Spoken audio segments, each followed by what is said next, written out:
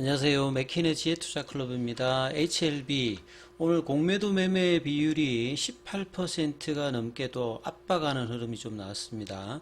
자, 계열사인 테라퓨틱스는 추가 상장 공시도 좀 나왔는데요. 항서제약도 오늘 같이 2% 하락하는 모습이었습니다. 내일의 투자 전략까지 한번 살펴보도록 하겠습니다. 먼저 개장 전 미증시 선물 흐름부터 한번 살펴보겠습니다. 자, 나스닥 선물이 0.25, 다우와 S&P 선물 같은 경우 0.36, 0.31% 하락세죠. 중소형주 중에 러셀 2000 같은 좀 더 많이 빠지고 있습니다. 0.52%. 유가는 좀 올라가고 있고 금값도 좀 상승하고 있는데 계속 이제 헤드라인에서는 리세션 관련되는 부분의 이야기와 이 부채 협상 관련되는 한도 관련되는 어떤 우려감으로 유럽의 어떤 흐름들도 빠지고 있는 것 가운데 미정시 선물 흐름도 영향을 받고 있고요.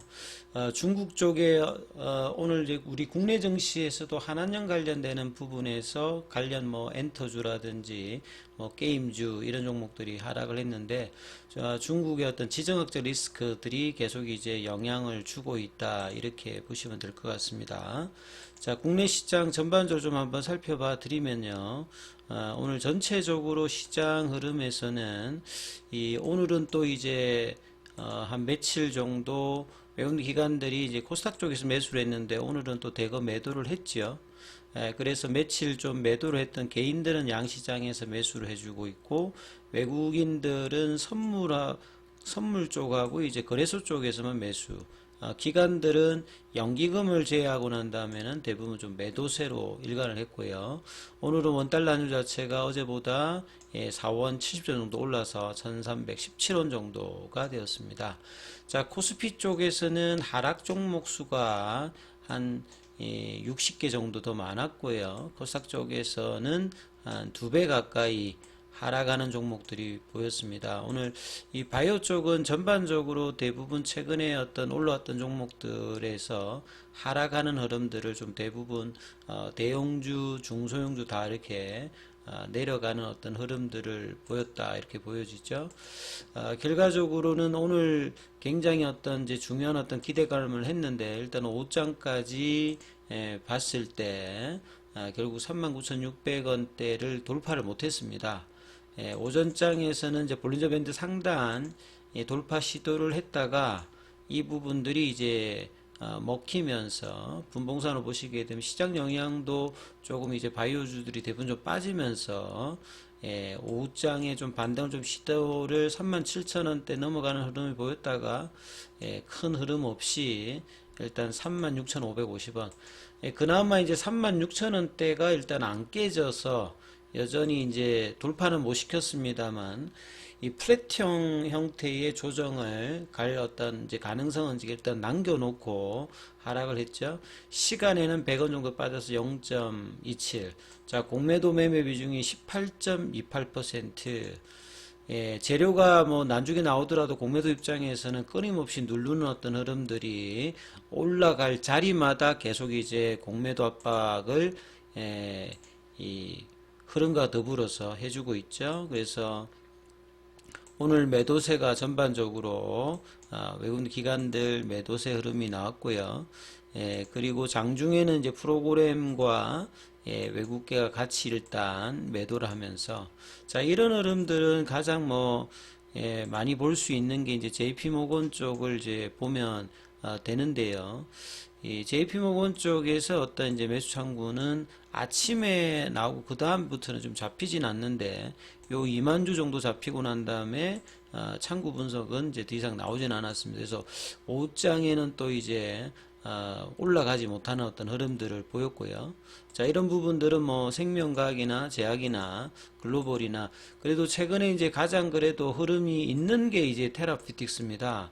테라퓨틱스는 또 이렇게 흐름이 있는 가운데 계속 이제 공시 관련되는 부분을 보면 이 추가 상장 관련되는 부분에서 이 사모 관련되는 전환사채, 전환 청구권 행사, 추가 상장, 12전환 이런 부분들이 5월달 들어서 계속 일단 나타나고 있습니다. 이 부분들 중심으로 해서 좀 한번 살펴보면요.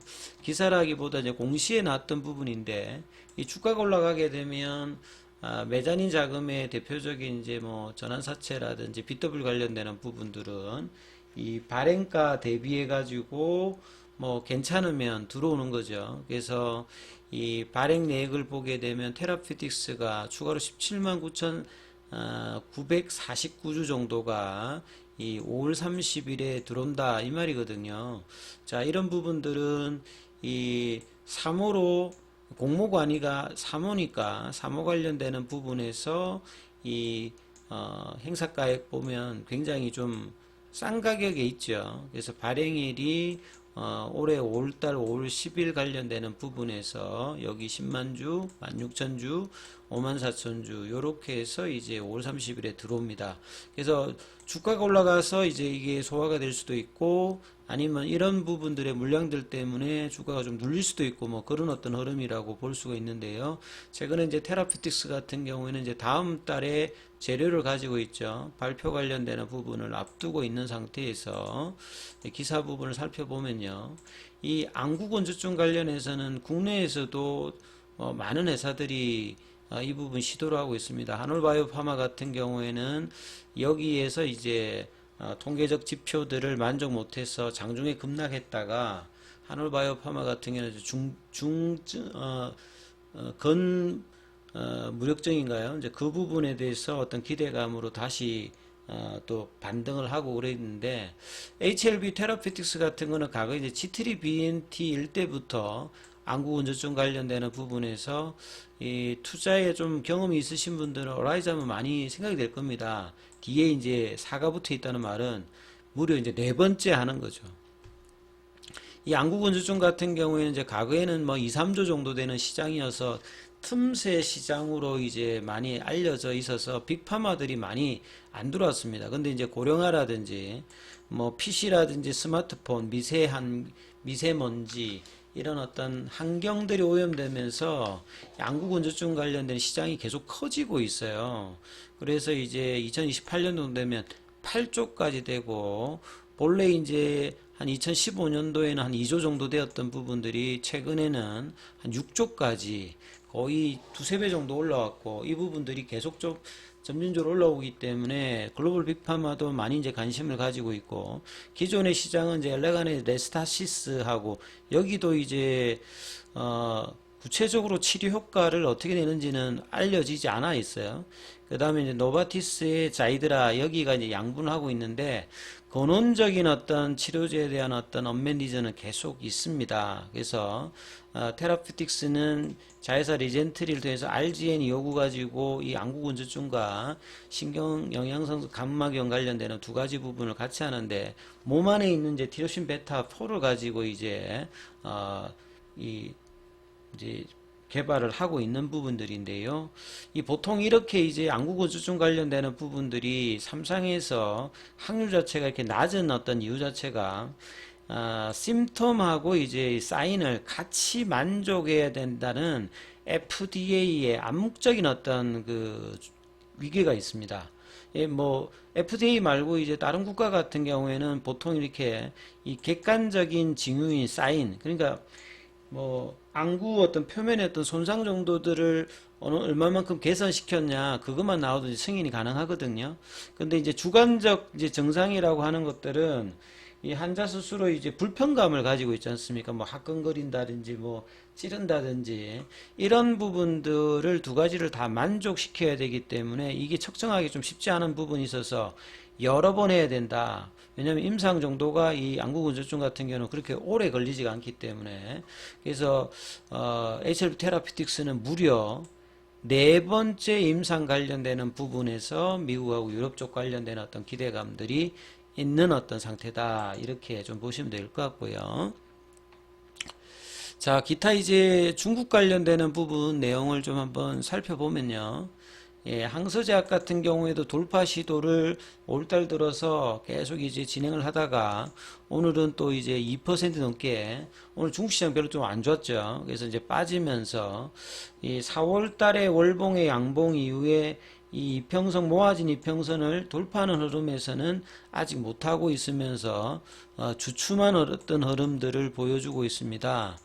자, 공매도 관련되는 부분을 챙겨보면 오늘 거래량 대비해 가지고 공매도 비중 자체가 상당히 많이 늘었죠. 뭔가 올라갈 때마다 찍어내리는 이 부분들에 대한 어떤 흐름들, 그리고 이제 며칠 좀 반등하면서 공매도 잔고가 이 19일 기준 대비해서 월요일은 좀 줄었는데 다시 오늘 좀 는다는 어떤 흐름들이 또 이제 보였죠.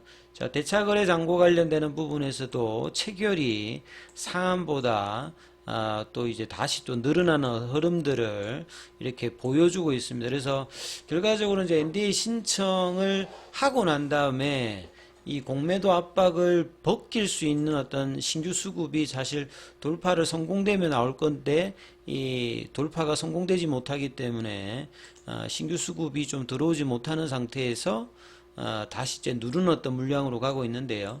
이제 결과적으로 이제 이후에 이제 방향성에서는 결과적으로 이제 돌파가 나올 때까지 이제 5일이 넘었기 때문에 이제 39,600원이 아니라 이제 변경되는 거죠.